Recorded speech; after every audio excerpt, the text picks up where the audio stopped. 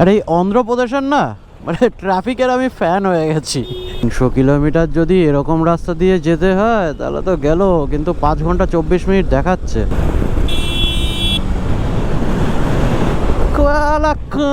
বাইরে ভাই কি সুন্দর জায়গা, ও সামনেরটা তো আরো সুন্দর লাগছে। যাই হোক, আমি শুধু চাপে রয়েছি যে ওই টাইগার রিজার্ভ ফরেস্টটা যদি আমি ক্রস না করতে পারি তাহলে চাপের হবে। Welcome to Srisailam. তো এখন কিন্তু আমি শ্রীসেলামে, এটা হচ্ছে মন্দির, তোমাকে চুপকেসে দেখিয়ে দিই কারণ এখানে ফটো ভিডিও নট অ্যালাউড।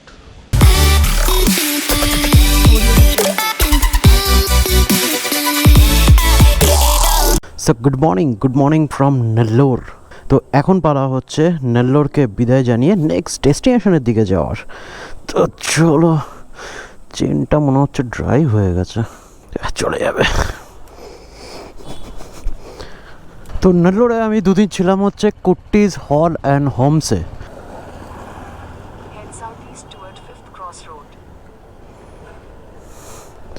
তো চলো, আমার নেক্সট ডেস্টিনেশন দিয়ে দিলাম। 300 কিলোমিটার, দুটো রাস্তা রয়েছে, হাইওয়ে ধরে যাওয়াটাই বেটার হবে। হাই, হ্যাঁ, ট্রাভেল ভারত যাত্রা। তো গতকাল রাতে কিন্তু আমি পেট্রোল সব ভরিয়ে রেখেছিলাম, মানে ফুল ট্যাঙ্ক করে রেখেছি, যাতে আজকে সকালবেলায় কোনো হ্যাপা না হয়। কিন্তু সকাল থেকে দেখছি ওয়েদারটা খারাপ, আর ওয়েদার ফোরকাস্টও যা দেখলাম আজকে কিন্তু বৃষ্টি হবে। এটাই হচ্ছে সব থেকে বড় জ্বালা। আর এই অন্ধ্রপ্রদেশের না মানে ট্রাফিকের আমি ফ্যান হয়ে গেছি। কেন বলো তো, এখনও পর্যন্ত এতটা রাইড করেছি, কোনো সিটি বা কোনো হাইওয়েতে আমি এটা দেখিনি যে পুলিশ দাঁড়িয়ে অযথা চালান করছে।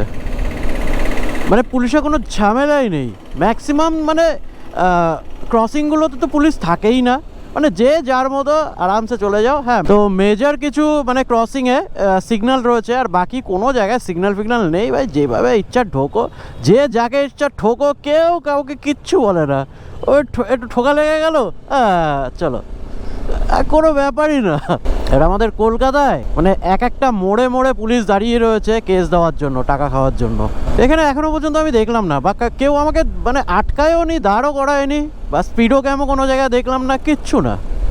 আরামসে চলো ভাই, কোনো ব্যাপার নেই, নিজেরই মনে করো সব। हम दीवाने हो गए आपके, हम तो बस इतना जाने हैं, तू मेरा है सनम, तू है मेरा हमदम।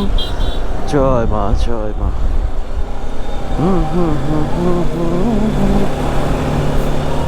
মনে হচ্ছে এই রাস্তাটা ধরে ভুল করলাম। তো এর থেকে না অর্ধেক হাইওয়ে আর অর্ধেক ছোট রাস্তা দিয়ে গেলেই ভালো হতো। দেখালো এই রাস্তাটাই তো দেখাচ্ছে। 300 কিলোমিটার যদি এরকম রাস্তা দিয়ে যেতে হয় তাহলে তো গেল, কিন্তু 5 ঘন্টা 24 মিনিট দেখাচ্ছে। কত কিলোমিটার? 284 কিলোমিটার, আর বাকি 5 ঘন্টা। চলো, আর কি করা যাবে, চলে যখন এসছে। যদি তোমরা কলকাতা থেকে কখনো শ্রীসেলাম আসছো তাহলে কিন্তু অবশ্যই বিজয়ওয়াড়া থেকে তোমরা শ্রীসেলামের দিকে চলে যাবে, কারণ আর এদিকে আসার প্রয়োজন পড়বে না। বিজয়ওয়াড়া থেকেও হায়দ্রাবাদের যে রুটটা রয়েছে ওই রুট থেকে কিন্তু যাওয়া যায়। যেহেতু আমাকে নেল্লোর আসতে হয়েছিল, তো সেই জন্যই কিন্তু আমাকে নেল্লোরে আসা, না হলে কিন্তু আমি বিজয়ওয়াড়া থেকেই চলে যেতাম।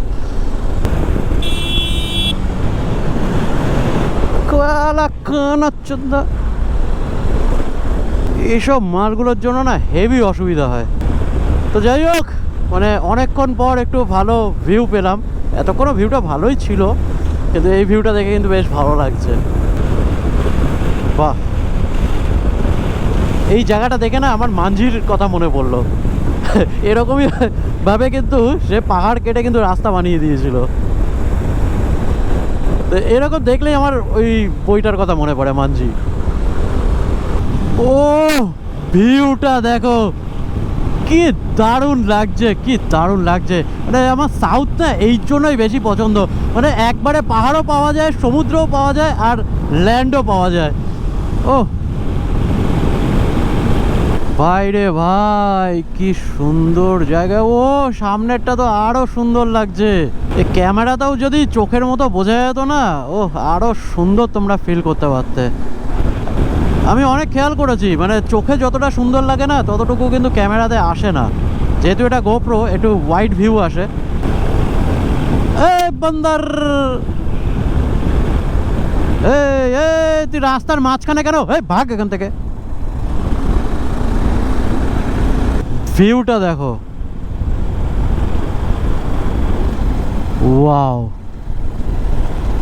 পুরো পাহাড়ের ওপরটাতে দেখো উইন্ডমিলগুলো সাজিয়ে রেখেছে, মানে কি সুন্দর লাগছে, মানে একটার পর একটা এইভাবে লাগানো। পুরো একটা ফটো তো বানতা হি হে। দাঁড়া পাগলা, একটা ফটো তুলে নি। মেঘটা পুরো ম্যাচাকার করে দিল, আর কটকটে ওয়েদার থাকলে বেশ ভালো লাগতো। ব্যাক সাইড থেকে লাইট আসছে, সেই জন্য ছবি ডার্ক হয়ে যাচ্ছে। এখন এখানে একটু দাঁড়িয়েছিলাম, আর এখান থেকে আমি লাঞ্চটা সেরে ফেললাম।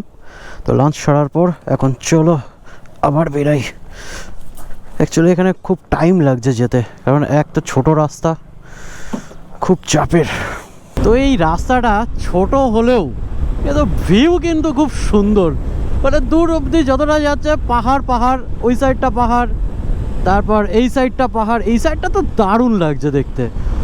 যাই হোক, বেশ ভালো লাগছে, কিন্তু মানে বেশি জোরে চালাতে পারছি না, আস্তে আস্তে চালাচ্ছি, কিন্তু মানে ভিউটা বেশ ভালো পাচ্ছি। আর এছাড়া রাস্তার অপশানও নেই। তো আমি যদি আরেকটা রাস্তা নিতে পারতাম, সেটা হচ্ছে অঙ্গল থেকে। তো অঙ্গল থেকে যদি আমি রাস্তাটা নিতাম, সেই গিয়ে এই রাস্তাতেই কানেক্ট হতে হতো। হয়তো কিছুটা রাস্তা আমি হাইওয়ে পেতাম, আর বাকিটা কিন্তু এরকমই থাকতো। মানে একটু আগে জিজ্ঞেস করছিলাম এখানে, তো বললো यही রাস্তা है, वो हाईवे जो है वो यही पर आके कनेक्ट होता है। ওরে একটু তাড়াতাড়ি যেতে হবে, আমি খুব টেনশনে রয়েছি।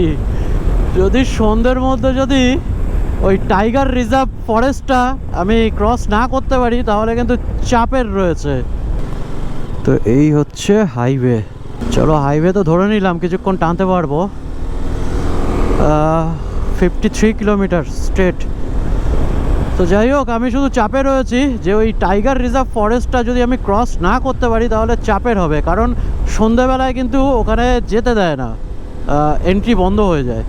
তো যে করেই হোক আমাকে সন্ধ্যের আগে ওটা ক্রস করতেই হবে, মানে ঢুকতেই হবে ওখানে। 2:42 বেজে গেল, আর বাকি আছে 126 কিলোমিটার। কালকে রাতে ভরিয়েছিলাম 950, এখন আবার ভরালাম 1011। এখানে অবশ্য পেট্রোলের দামটা প্রচণ্ড বেশি, এখানে 109 টাকা 76 পয়সা করে, আর কালকে যেখানে ভরিয়েছিলাম সেখানে 110 টাকা ছিল।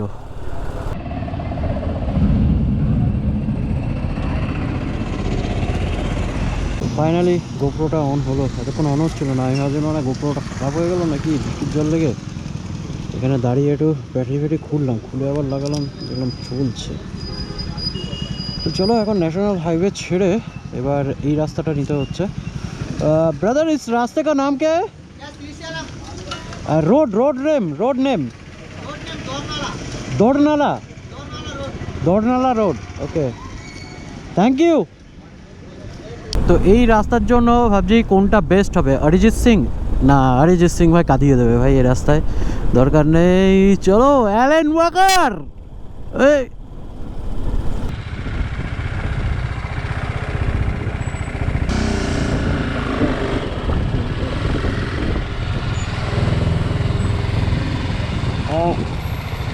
बाइक का भी टोल लगता है?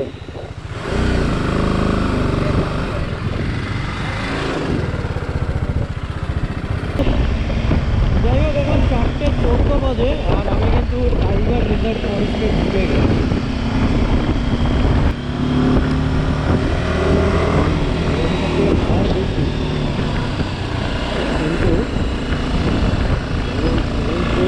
কিন্তু এই জিনিসগুলো বেরোনি।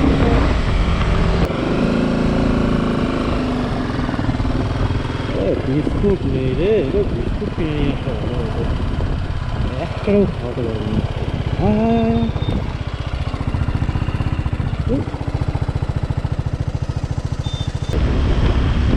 দিক থেকে ভালো, বৃষ্টি হওয়ার পরে বৃষ্টির গুরুত্ব চাপ হয়ে যাবে।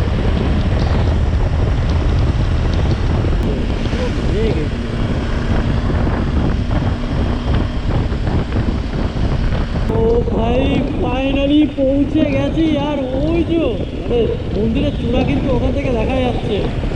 ও হর হর মহাদেব, হর হর মহাদেব, হর হর মহাদেব।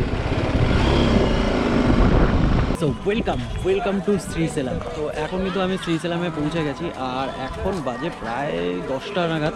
তো একটু আগে কিন্তু আমি মন্দিরে গেছিলাম, মানে মন্দির দর্শন আমার অলরেডি হয়ে গেছে।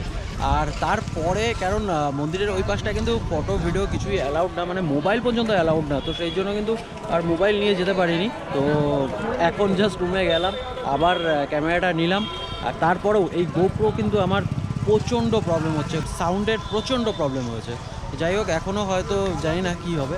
তো যাই হোক, এই হচ্ছে গেট। আর আমি যেখানে রয়েছি মানে সেটা জাস্ট অবাক করা জিনিস। আমি কিন্তু মন্দিরের ভেতরেই আছি।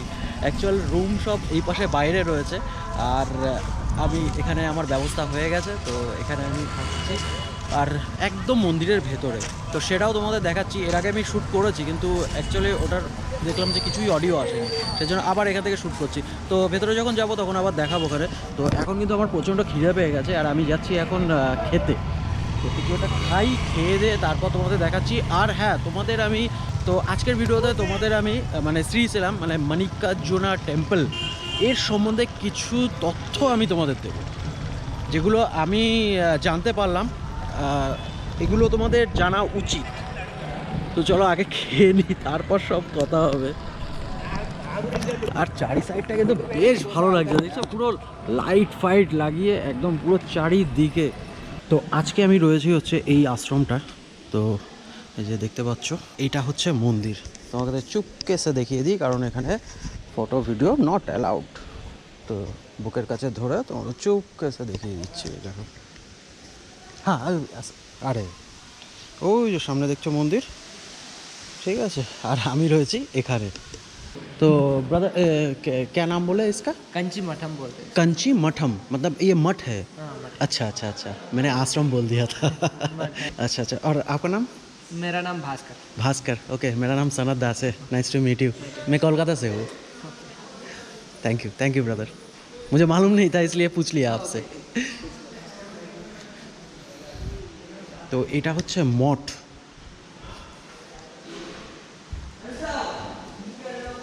তোমাদের একবার দেখিয়ে দিই ঘুরিয়ে, কারণ ও পাশে তো কিছু করতে পারবো না, এই পাশটা দেখিয়ে দিই। বাহ, বেশ সুন্দর কিন্তু।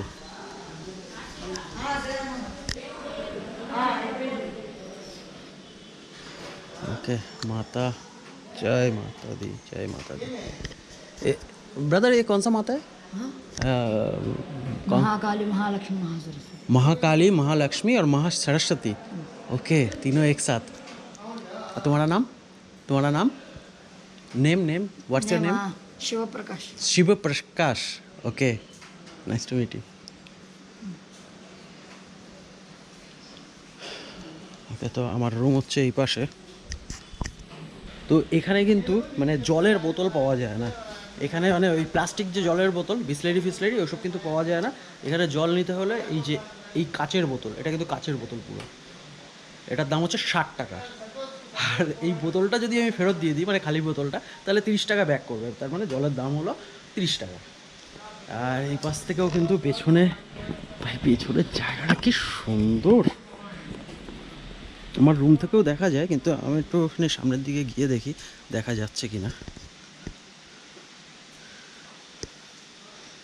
এইখানটায় দেখো, ওই দেখো, এটা কিন্তু একটা জলাশয়ের মতো গড়া রয়েছে, মানে জল হয়ে যায়। আর ওইখানে দেখতে পাচ্ছ, ওখানে একটা শিবলিঙ্গ রয়েছে। কি করে রেখেছি সব জামা কাপড় ছড়িয়ে ছিটিয়ে।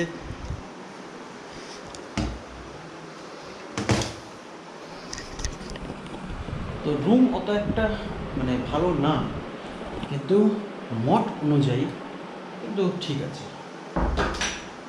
আর এখানে কিন্তু তোমরা অনলাইন বা এইসব কিন্তু বুকিং হয় না, ঠিক আছে। তো যেখান থেকে ভিডিওটা আমি স্টার্ট করেছিলাম, তো ওই গেটের ভিতরে এন্ট্রি নেই, যেহেতু আমি এখানে রুম নিয়েছি সেই জন্যই কিন্তু এন্ট্রিটা আছে, আর বাকি কিন্তু কারো এন্ট্রি নেই। তো এটাও মাথায় রাখতে হবে। আর এখানে সবথেকে চাপের জিনিস সেটা হচ্ছে সিঙ্গেল কাউকে রুম দেয় না। কোনো জায়গায় হোটেলের সিঙ্গেল কাউকে দেবেই না। এই একটা বড় চাপের, তো সেই জন্যই আমার এখানে ব্যবস্থা। তো যাই হোক, সবই মহাদেবের কৃপা যে এখানে আমার ব্যবস্থা হয়ে গেছে। আরেকটা জিনিস যেটা দেখলাম সেটা হচ্ছে, মানে আমি রামেশ্বরমে গেছিলাম, রামেশ্বরম থেকে কিন্তু এখানে বেশি হ্যাপা, মানে একটু জটালা কেস রয়েছে। প্রথমে এন্ট্রি করবে, একটা ফোন টোন কিছু অ্যালাউড না, সব কিছু রেখে যেতে হবে।